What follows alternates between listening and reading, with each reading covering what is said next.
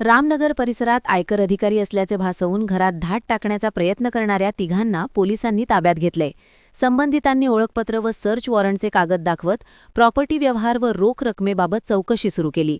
मात्र प्रकार संशयास्पद वाटल्याने कुटुंबियांनी तातडीने पोलिसांशी संपर्क साधला।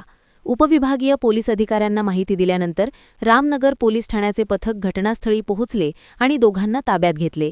प्राथमिक चौकशीत ओळखपत्र बनावट असल्याची माहिती समोर आली आहे। मोठ्या रोख व्यवहाराच्या चर्चेतून हा प्रकार घडल्याचा संशय व्यक्त केला जात असून पुढील तपास सुरू आहे। माझ्या घरी हे 2-3 लोक आले आणि आम्ही इन्कम टॅक्सच्या ऑफिसचे ऑफिसर आहोत अशी माहिती दिली आणि तुमच्याकडून मला सगळी माहिती पाहिजे आणि म्हणून ते घरात आले आणि मला ते सगळी माहिती विचारत होते आणि तुमच्या काय म्हणतात बा सगळी पैसे किती आहे, कुठे आहे, कोणत्या अकाउंटला आहे, सगळी आम्हाला माहिती पाहिजे। मी म्हटलं बा ही माझ्याकडे नाही आहे, माझ्या वकिलाकडे आहे, तिकडे चला। ते माझ्यावर तिथे आले चांडा वकिलाकडे आणि मग तिथे गेल्यावर त्यांच्याही लक्षात आलं काय फ्रॉड आहे। हे जे ऑफिसर आले हे फ्रॉड आहे हे त्यांच्या लक्षात आलं, माझ्या मुलाच्या लक्षात आलं, त्यांनी पोलीस कंप्लेंट केली इकडे।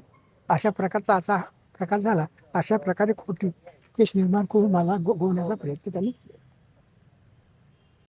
तक्रारदार चिंतामण दशरथ कोंगरे यांच्याकडे दुपारी 4 वाजताच्या दरम्यान 3 इसम गेले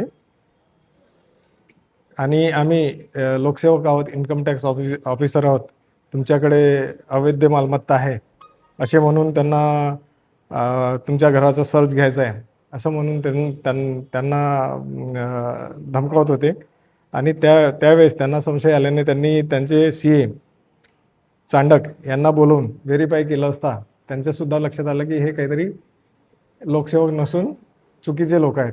त्यावेळेस त्यांनी आम्हाला पोलीस स्टेशनला कळवलं आणि लगेच आम्ही स्टाफ पाठवून त्यांना पोलीस स्टेशनला आणून व्हेरीफाय केलं असता इन्कम टॅक्स ऑफिसरकडून व्हेरीफाय केलं असता ते त्यांचे आय कार्ड डुप्लिकेट आणि सर्च वॉरंटसुद्धा डुप्लिकेट असल्याचे लक्षात आले।